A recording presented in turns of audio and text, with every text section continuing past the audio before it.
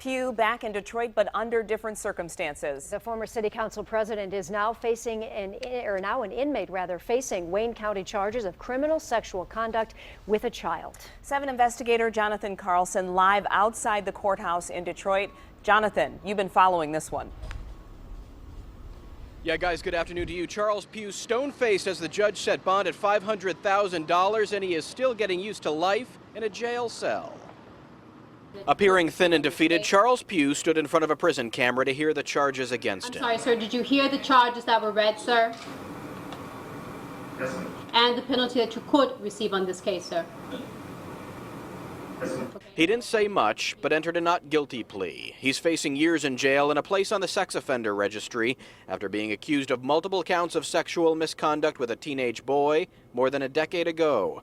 The former city council president was extradited from New York, the city he fled to in an attempt to avoid the accusations and embarrassment that began coming his way a few years ago. He had been hiding at this Harlem apartment building, a place the 7 investigators located and exposed shortly after his arrest last month. We found he had been living with 2 young men half his age.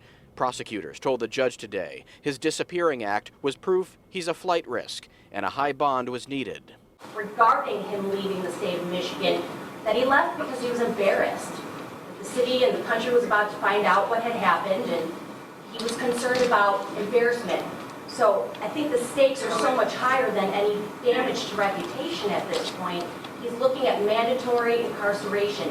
The judge agreed, setting bond at $500,000. Only Action News was in New York City last week when Pugh was let out in handcuffs and shackles to be brought back to Detroit, a city he had no plans to return to until the law forced him to.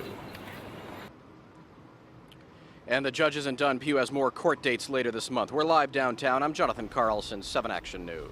All right, Jonathan, thanks so much.